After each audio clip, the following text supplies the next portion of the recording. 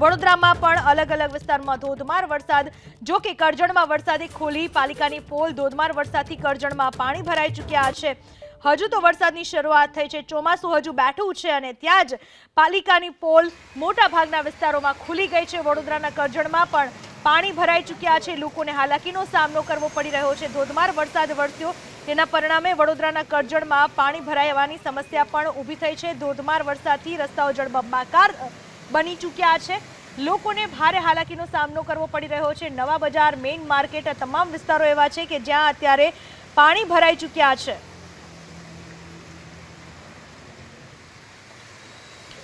તો વડોદરા શહેરમાં પણ ધોધમાર વરસાદ વરસી રહ્યો છે. અલગ અલગ વિસ્તારોમાં મેઘરાજાની દે ધનાધન એન્ટ્રી.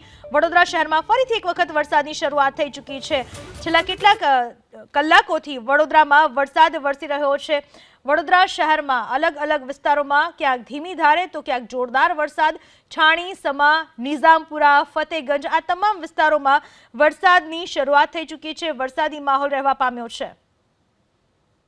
વડોદરા શહેર અને જિલ્લાની અંદર મોડી રાતથી જ વરસાદ શરૂ થઈ ગયો છે અને હજુ પણ ધીરી ધારે વરસાદ જોવા મળી રહ્યો છે. વડોદરાની વાત કરીએ તો વડોદરા શહેરના અનેક વિસ્તારમાં નિઝામપુરા, છાણી, સમા, ફતેગંજ, અલકાપુરી, આજવા રોડ, વાઘોડિયા રોડ, ગોરવા, ફતેગંજ સહિત વડોદરા શહેરના તમામ વિસ્તારની અંદર આ રીતે વહેલી સવારથી ધીરી ધારે વરસાદ શરૂ થયો છે. તો જિલ્લાની વાત કરીએ તો કરજણ અને સિનોરમાં ધોધમાર વરસાદ પડ્યો હતો.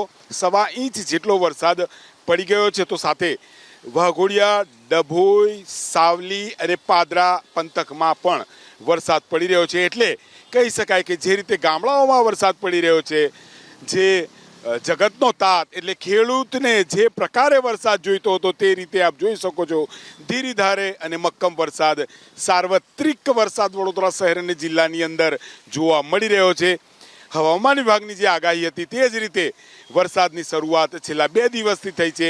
ધીરી ધારે પડે છે, ક્યારેક બંધ થાય છે, પરંતુ કહી શકાય કે જે ચોમાસાનું આગમન થવું જોઈએ